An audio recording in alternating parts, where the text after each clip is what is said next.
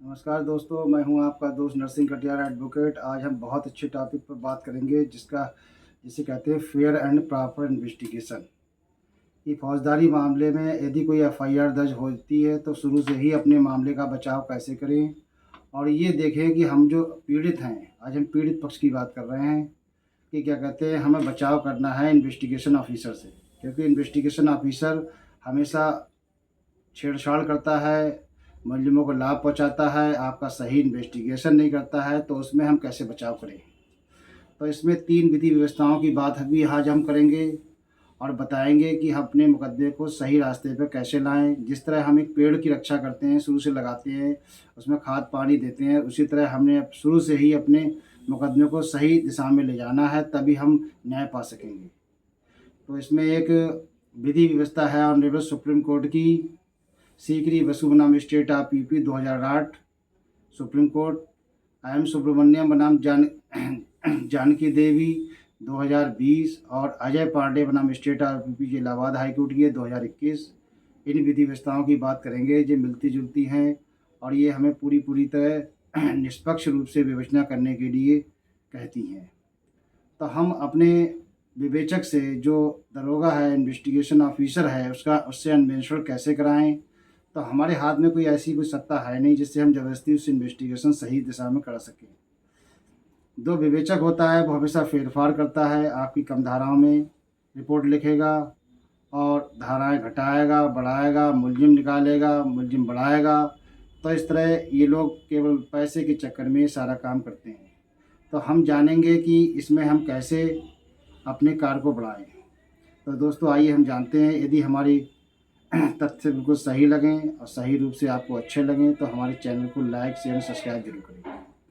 तो दोस्तों आज हम बात करेंगे धारा 156(3), जो ये हमें मॉनिटरिंग की पावर देती है कि मॉनिटरिंग हम कैसे कराएं। यदि कोई मुकदमा हमने दर्ज कराया है तो हम माननीय न्यायालय द्वारा उसकी मॉनिटरिंग करा सकते हैं। मॉनिटरिंग कैसे कराते हैं तो उसके बारे में हम जानेंगे। मॉनिटरिंग के लिए हम जहाँ मुकदमा हम दायर कराते हैं थाने में, तो उसका क्षेत्राधिकार हम जानते हैं कि उसका क्षेत्राधिकार किस न्यायालय में है। उस न्यायालय में जाके हम किसी अधिवक्ता से मिलके मॉनिटरिंग कराएंगे। मॉनिटरिंग इस बात की कराएंगे कि हमारे मुकदमे में विवेचना जो है सही हो रही है नहीं हो रही है, और उसमें कोर्ट से हम ये निवेदन भी कर सकते हैं कि सीडी को तलब कर ले, केस डायरी को तलब कर ले, गवाह हमारे नहीं रह रहा है तो उसे तलब करे। और उससे तो उसमें हम 156(3) के अंतर्गत मुकदमा दायर करते हैं। उसमें हम एसपी को पार्टी बनाते हैं। पहले हमें प्रार्थना पत्र देते हैं एसपी के लिए कि हमारे मुकदमे में सही विवेचना नहीं हो रही है, इसलिए हम सही विवेचना के लिए एक एप्लीकेशन देंगे, फेयर एंड प्रॉपर इन्वेस्टिगेशन। तो धारा 173, अब जो नया कानून धारा 173 175(3) में ये पावर्स दी है कि हम 175(3) और लोक सेवक का मामला है तो 175(4) इसमें प्रयोग होगी, जो ये कोर्ट को पावर देती है कि सही इन्वेस्टिगेशन कैसे कराए। तो 156(3) जो पहले थी 175(3) और 4 में आ गई है। तो उसमें हम मुकदमा दायर करेंगे और उसमें एसपी को पार्टी बनाएंगे, थाना अध्यक्ष को पार्टी बनाएंगे और विवेचक को पार्टी हम बनाएंगे।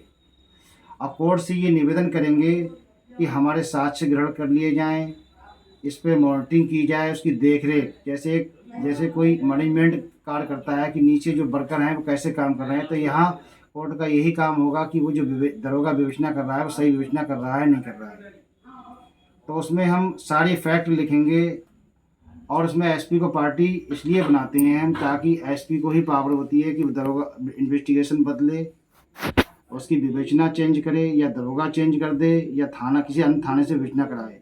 इसलिए हम एसपी को इसमें पार्टी बनाते हैं। पुलिस अधीक्षक जो भी जिले का है उसे पार्टी बनाएंगे हम, इसलिए पार्टी बनाएंगे कि ताकि न्यायालय पुलिस अधीक्षक को मतलब आदेश दे, निर्देश दे कि जो इन्वेस्टिगेशन है वो सही नहीं हो रही है, किसी अन्य दरोगा से इन्वेस्टिगेशन कराई जाए, या जो गवाह तोड़ फोड़ कर रहा है या मुलजिम से मिल रहा है उस गवाह को सही दिशा में लेके उसके बयान अंकित करे, या कोई मेडिकल नहीं करा रहा है।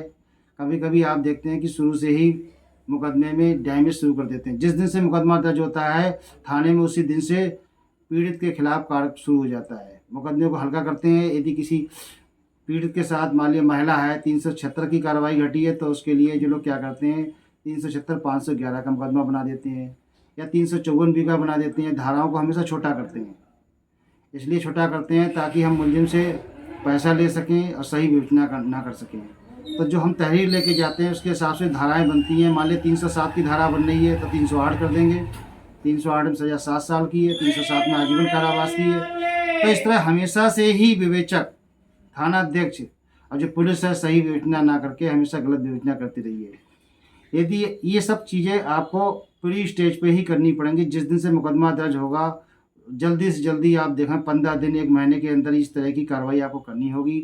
यदि आप देर कर देंगे बाद में वो एफआईआर लगा देगा और भेज देगा, आपको 6 महीने बाद पता चलेगी, तो फिर आप ज़्यादा विशेष कुछ कर नहीं पाएंगे। इसलिए दौरान जो इन्वेस्टिगेशन चल रही है, आज मुकदमा दर्ज हुआ है, 15 दिन 20 दिन 1 महीने के अंदर जो इन्वेस्टिगेशन चल रही है, चार्जशीट या एफआईआर प्रस्तुत करने से पहले कि वो आपके मुकदमे को ख़त्म कर देता है या एफआईआर लगा देता है, तो उससे पहले ही सबसे पहले हम एक जो आपकी ज़िले की मुख्य न्यायिक मजिस्ट्रेट कोर्ट होती है वहाँ आप मुकदमा दायर करेंगे और मॉनिटरिंग केस का मुकदमा दायर करेंगे और न्यायालय से ये निवेदन करेंगे कि हमारे मुकदमे में बिल्कुल सही विवेचना हो और तभी आप इंसाफ पा सकेंगे।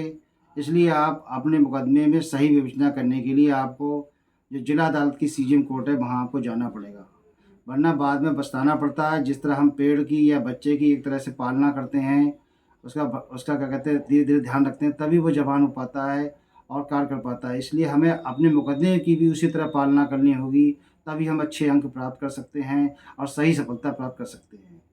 तो दोस्तों आज हमने जाना कि सीकरी बसु जो सुप्रीम कोर्ट की विधि व्यवस्था है, सीकरी बसु बनाम स्टेट ऑफ यूपी 2008 में इसी तरह की विधि व्यवस्था दी गई थी। उसके बाद 2020 में एम सुब्रमण्यम आई। तो ये सारी विधि व्यवस्थाएं हैं अजय पांडे बनाम state of UP Allahabad high court की। ये जितनी भी तीनों विधि व्यवस्थाएं हैं ये आपके हमेशा काम आएंगी और इन्हीं विधि व्यवस्थाओं के आधार पर आप सीजीएम कोर्ट में मुकदमा दायर कर सकते हैं। किसी भी मामले की आप जो इन्वेस्टिगेशन है उसमें सही दिशा में उसे मोड़ सकते हैं। अन्यथा ये मान के चलें कि नुकसान आपको कम से कम 50% से ज़्यादा भी होगा, धाराएँ छोटी होंगी, मुलजिम घटाए बढ़ाए जाएंगे, इस तरह की समस्या हमेशा आती है। तो दोस्तों इन्हीं शब्दों के साथ मैं अपनी बाड़ी को विराम देता हूँ। जय हिंद, जय भारत।